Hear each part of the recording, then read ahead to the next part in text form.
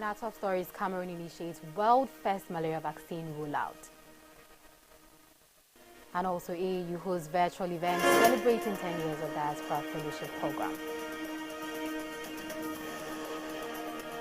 In sport, Hilton Amud sacked for poor performance in AFCON. And also Makerere University staff temporarily call off strike. Welcome to the Aau Tv Mid-Week News. My name is Namiko Takwanyame. Stick with us, we'll be right back.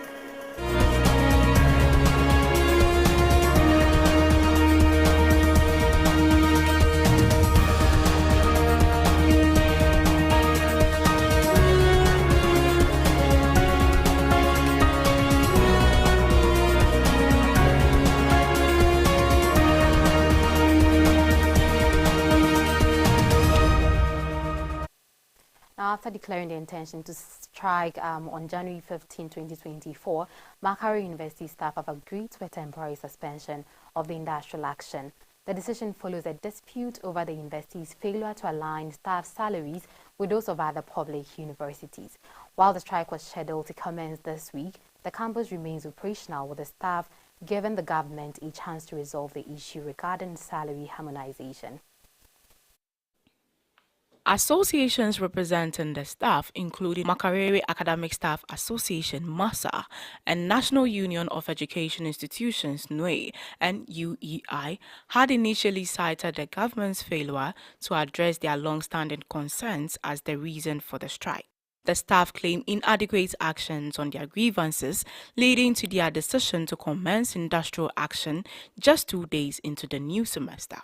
Despite Vice-Chancellor Barnabas Nawangwe seeking support from Parliament for urgently needed funds to address the salary issues, MASA Chairman Dr. Robert Kakuru expressed skepticism, stating that no assurance was obtained during previous parliamentary discussions.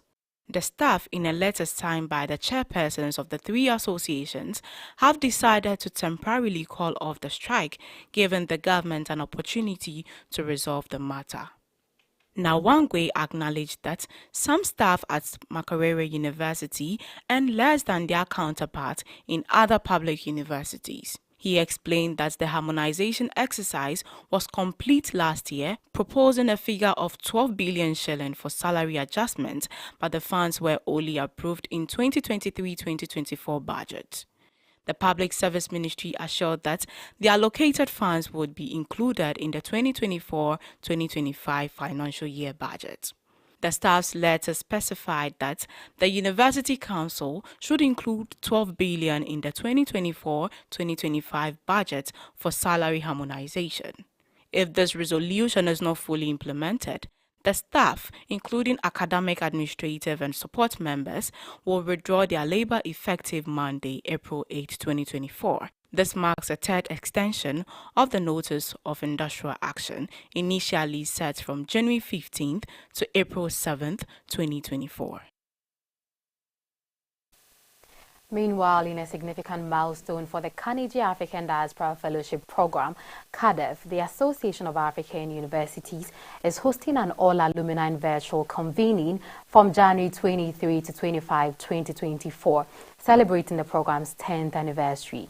This event aims to reflect on KADEF's experiences, draw lessons, and discuss future pathways for engagement in African higher education. With over 650 fellowships awarded since its launch in 2013, the KADEF has played a crucial role in fostering lasting partnerships and networks across 10 African countries.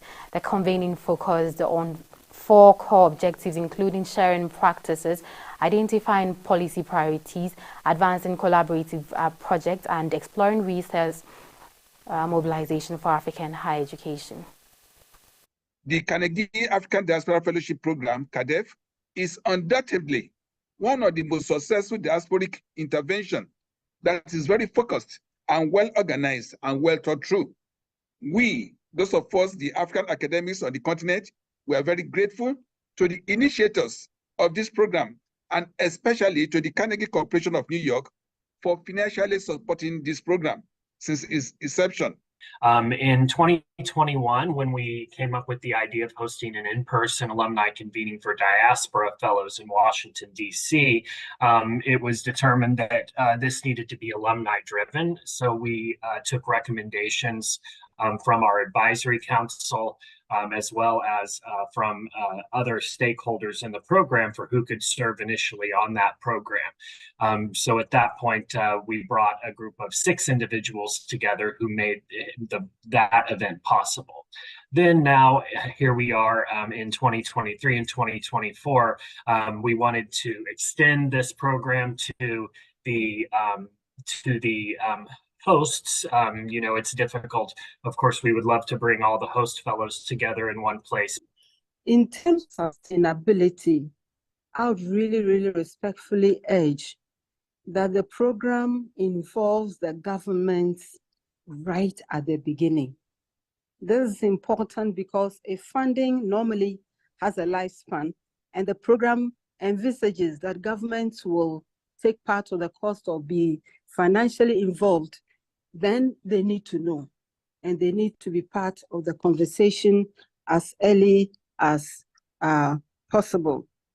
Since the program is intended to direct expertise in the diaspora towards the continent, this is very welcome. We recognize that our continent is moving in different ways physically, and that we have a lot of expertise elsewhere.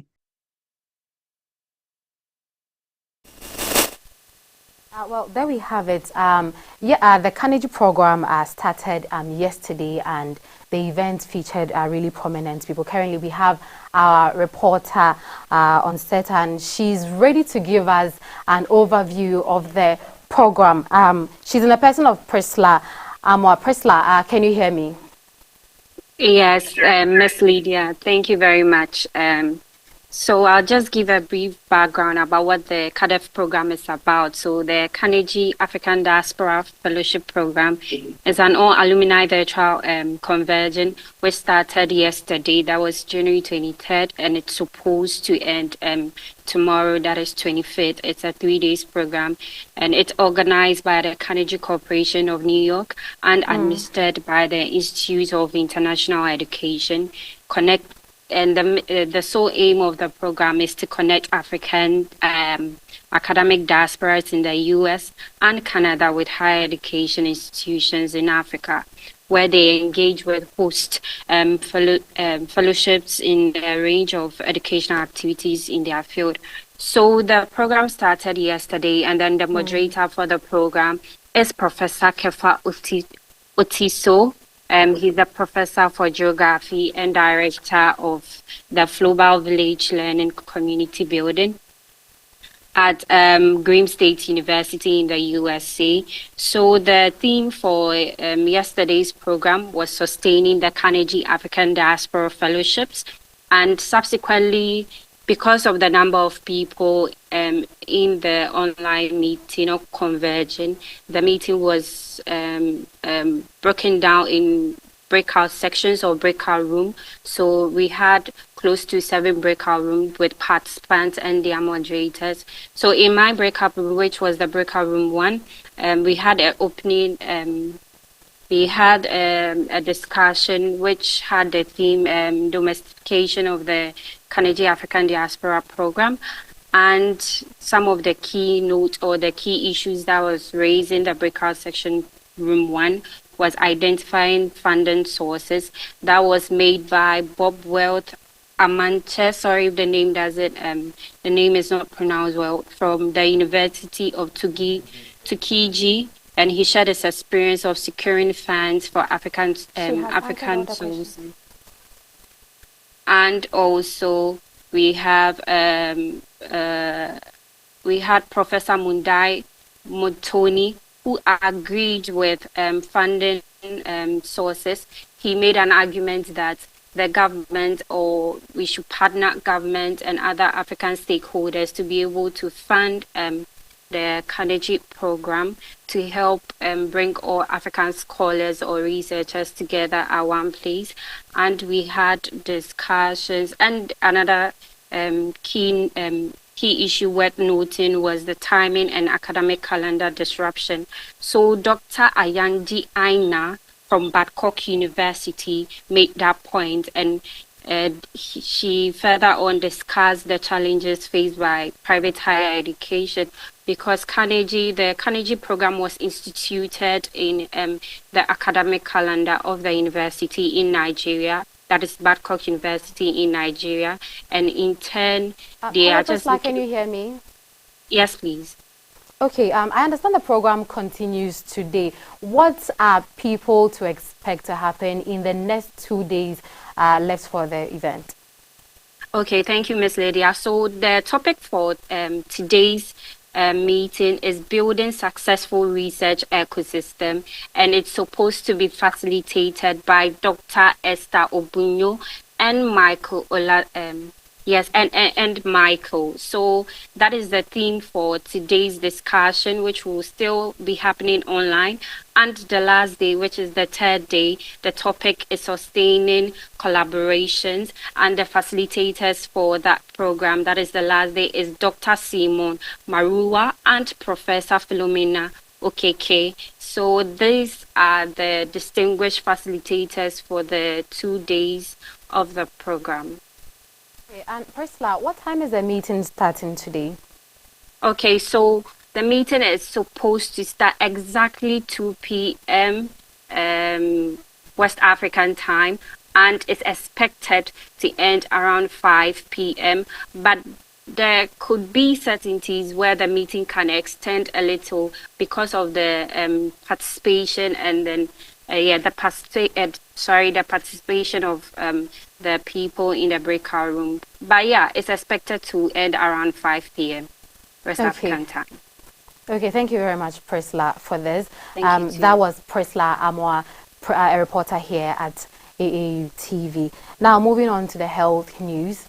In a move poised to safeguard the lives of numerous children throughout Africa, Cameroon has launched the world's inaugural routine vaccination program targeting malaria. The inaugural dose was administered to a baby girl named Daniela at a health facility near Yaoundé this Monday, marking a significant step in the first fight against the deadly disease. Every year, 600,000 people die of malaria in Africa, according to the World Health Organization. Children under 5 make up at least 80% of those deaths. The RTS vaccine, now being offered free of charge to all infants up to the age of 6 months old in Cameroon, is a beacon of hope in this grim scenario. Patients require a total of 4 doses of the RTS vaccine. These will be given at the same time as other routine childhood vaccines to make it easier for parents. The rollout comes after a successful pilot campaign in Kenya, Ghana, and Malawi, where the vaccine caused a 13% drop in malaria death in children of eligible age, says UNICEF. The jab is known to be effective in at least 36% of cases, according to U.S. researchers, meaning it could save over 1 in 3 lives. While the rollout is undoubtedly a relief and a lifesaver, its relatively low efficacy rate means that it is not a silver bullet, argues Willis Akwali at End Malaria Council Kenya. But for medics, it's an important additional tool in the fight against malaria alongside mosquito net and malaria tablet. Using all 3 together potentially gives children 90% protection from malaria, one UK-led study estimates. Development of the RTS vaccines has taken 30 years of research by the research drug maker GSK. The World Health Organization, which approved the vaccine, hailed the launch in Cameroon as a historic moment in the global fight against the mosquito-borne disease.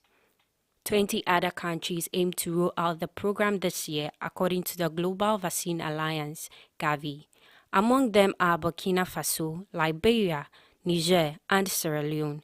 There is already a big demand for doses, but only about 18 million are available for allocation before 2025, according to Gavi, the Vaccine Alliance. It falls short of what is needed by the countries the alliance has recommended for approval.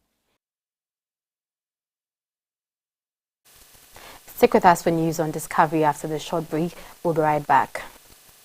Are you a university, college, high school, private organization, NGO, individual professor, instructor or facilitator seeking to take advantage of the numerous benefits of online education? Look no further. The AAU eLearn Africa LMS is a great opportunity to begin your journey to online course development and creation for teaching, learning and training purposes. AAU eLearn Africa LMS, which is a partnership between the Association of African Universities and eLearn Africa, has made available easy-to-use online learning tools to all stakeholders within the educational ecosystem of the African continent. This is to enhance teaching and learning in the bid to expand online learning opportunities for students in Africa. The online platform is open and available for free to all stakeholders and facilitates virtual access to classes without needing the other tools such as Zoom, Microsoft Teams, among others. For more information, visit www.elearnafricalms.com or contact us via aaulms@aau.org or estherm@elearnafrica.com. Follow us on LinkedIn, Twitter, and Facebook at AAU eLearn Africa LMS.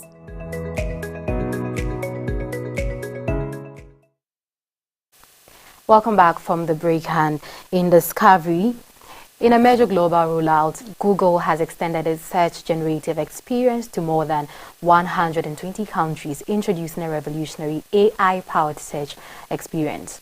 This expansion aims to enhance the way users interact with online information, offering features such as AI generative overviews, natural language interactions, and improved translations. The move positions Google to compete with Microsoft's Bing chat and signifies a significant step towards making internet searches more efficient and user-friendly. Search Generative Experience (SGE), launched earlier this year, now supports languages such as Spanish, Portuguese, Korean, and Indonesian. The innovative search experience allows users to ask questions and receive AI-generated complete sentence responses with relevant links and references. Google has continually updated SGE with features like AI summaries for long-form content, image generation, draft writing, and definitions for unfamiliar words, making it a comprehensive tool for information retrieval. In Africa, SGE is introduced as an opt-in experiment through Google Search Labs. Wambui Kenya, General Manager for Search in Africa, expressed excitement about the potential of generative AI in simplifying the search process. The rollout in Africa will be an iterative process, gathering user feedback to enhance the experience over the coming months. Some of the countries for the SGE including Kenya, Nigeria, South Africa, Brazil, and Mexico. New capabilities include the ability to ask follow-up questions directly on result pages, eliminating the need for opening new tabs. Translation improvements involve seeking clarity on ambiguous words with multiple meaning and allowing users to specify gender for translated words. The SGE's expanded definitions now cover coding and health, broadening its utility to a wider range of topics. Although SGE is available to new users worldwide through Google Search Labs in Chrome desktop, mobile access through the Google app is expected soon. However, it's worth noting that SGE remains an experiment set to conclude in May 2024. While Google has not disclosed its plans post-experiment, the global expansion and CEO Sundar Pichai's comments suggest a continued availability of the SGE beyond the experimental phase. Competitors like Brave and Bing Chat already offer AI search experiences, raising questions about whether SGE will extend to other browsers. For now, Google remains focused on enhancing its own search capabilities through generative AI, setting the stage for a more advanced and user-friendly search experience.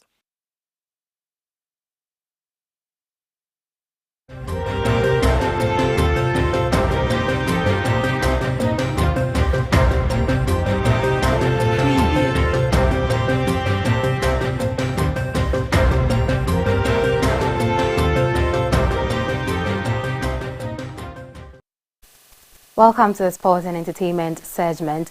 In sports, Tanzania's Chris Hilton, Ghana's Black Stars coach, has been sacked.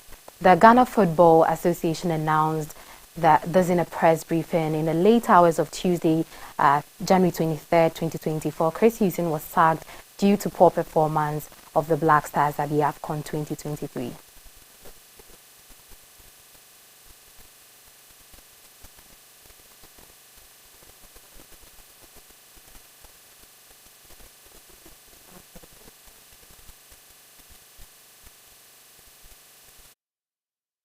After a contentious 1-1 draw with Zambia, Tanzania faces the challenge of navigating the remaining group stage matches without their now former boss. Amuruche's fairly pre-match rant, which led to a 3-0 defeat against Morocco, triggered his suspension and a $10,000 fine. Ahmed Morocco stepped in as an acting coach, with Juma Ngunda serving as his assistant.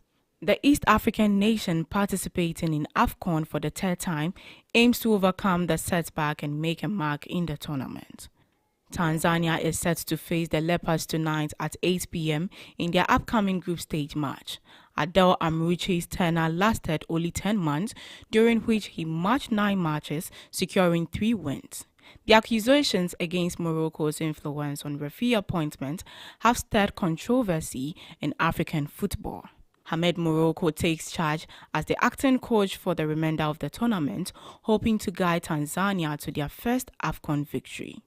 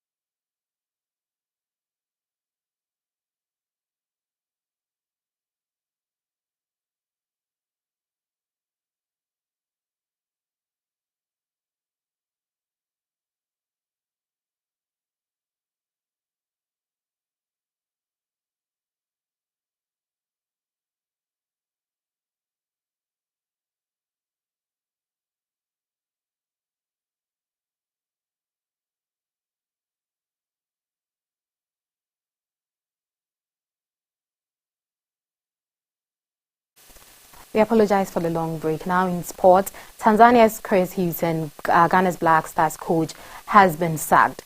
The Ghana Football Association announced this in a press briefing in the late hours of Tuesday, January 23, 2024. Chris Hilton was sacked due to poor performance of the Black Stars at the AFCON 2023.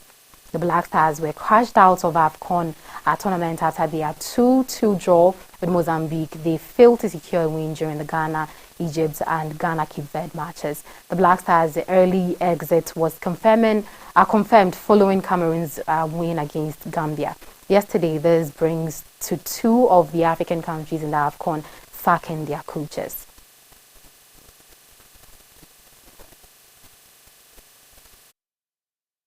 After a contentious 1-1 draw with Zambia, Tanzania faces the challenge of navigating the remaining group stage matches without their now former boss. Amuruche's fairly pre-match rant, which led to a 3-0 defeat against Morocco, triggered his suspension and a $10,000 fine. Ahmed Morocco stepped in as an acting coach, with Juma Ngunda serving as his assistant. The East African nation participating in AFCON for the third time aims to overcome the setback and make a mark in the tournament. Tanzania is set to face the Leopards tonight at 8 p.m. in their upcoming group stage match. Adel Amuruche's tenure lasted only 10 months, during which he matched 9 matches, securing 3 wins. The accusations against Morocco's influence on referee appointment have stirred controversy in African football. Ahmed Morocco takes charge as the acting coach for the remainder of the tournament, hoping to guide Tanzania to their first AFCON victory. Now in entertainment news, South African comedian Trevor Noah made history at the 75th Emmy Awards by being the first African and black person to win the Emmy for Outstanding Talk Series. The Daily Show with Trevor Noah received the prestigious award for being the finest variety talk show in the 2022-2023 season. During the emotionally charged acceptance speech, Noah expressed heartfelt gratitude to his dedicated team, with special recognition given to his Ugandan writers David Kibuka and Joseph Opio. He emphasized the collaborative effort of the entire team, citing their contributions as instrumental in securing the coveted Emmy. This acknowledgement highlighted the significance of teamwork and collective journey that led to this pinnacle achievement. Noah, no stranger to Emmy success, previously claimed the award in 2017 for Outstanding Short-Form Variety Series. This year's win, however, holds particular significance as it marks the 6th nomination in the category, culminating in the recognition of his final season as the host of The Daily Show. The comedian bid farewell to the iconic show in September 2022 after an illustrious 7-year tenure. Despite Noah's departure, the anticipation is palpable as the search for the successor on The Daily Show remains underway. Fans eagerly await the announcement for the new host, curious to see who will bring their unique comedic flair to the renowned program.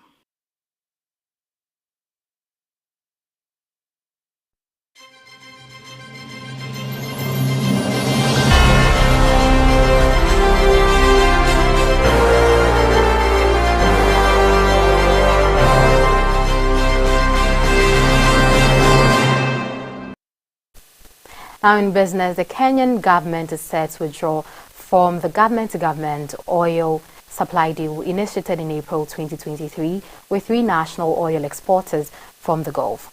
Launched by President William Ruto to stabilize the Kenyan shilling, the agreement aimed to curb the currency-free fall against foreign counterparts. According to a report from the International Monetary Fund, the Treasury acknowledged that the G2G oil supply deal failed to yield the anticipated results.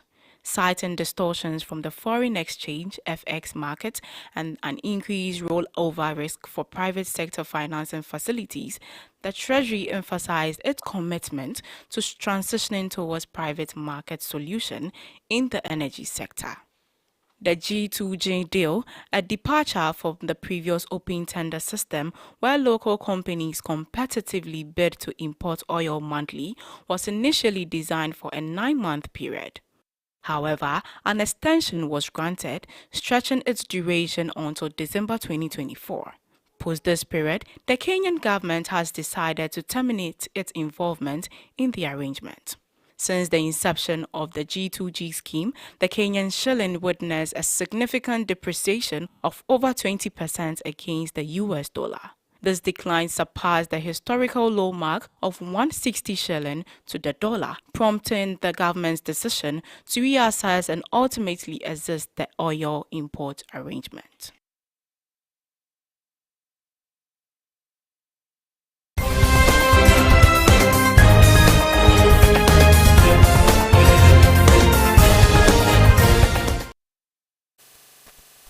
Now, on the international front, as violence escalates in the occupied West Bank with frequent Israeli raids, settlers attacks, and Palestinian casualties and unnoticed casualty measures at the region's industry. Mohanad Nairuk, manager of the major aluminium factory, reveals that the past few months have been the most challenging for production and profits due to the impact of the Israeli actions disrupting the normal course of business. The occupied West Bank is experiencing heightened danger and complexity for its residents, directly affecting industries. Nairuk's aluminum factory, operating at only 40% capacity, has seen a 60% reduction in production. Economic losses across Palestine, estimated at $1.5 billion since the onset of Israeli aggression on Gaza, further emphasize the toll on the region's economy. Israeli checkpoints hindering shipments and raising internal transportation costs compound the challenges faced by businesses. Importing raw materials, crucial for industries like Nairuk's, has been a logistical nightmare with port closures and increased costs. Delays in shipments, exacerbated by the war, result in inflated expenses, making it uncertain for businesses to absorb such rising costs. Samir Hasbun, Secretary General of the Federation of Palestinian Chambers of Commerce, Industry and Agriculture, highlights the trouble faced by both extractive and transformative industries, compounded by fluctuating exchange rates for imported raw materials. Business owners, especially those serving the construction sector, witnessed a drastic decline in sales as construction activities grind to a near standstill. The construction high season, typically spanning October to May, has turned into a season of significant loss. Bounced checks and delayed payments add to the financial strain. Nairuk's reveals that checks worth 18,000 bounced in a single day, adding to the financial burden. Hasbun warns of potential economic collapse if these conditions persist, with only a fraction of Bethlehem stone and raw material factories remaining operational. Nairuk, facing financial strain, has maintained employee payments but acknowledges the challenges of sustaining this if the war continues. Employees like Rakan Ibrahim Abu Alha expressed concern about the precarious situation, with difficulties commuting due to checkpoint closure and delays. The looming threat and job losses and economic collapse remains a pressing concern for both business owners and their employees in the occupied West Bank.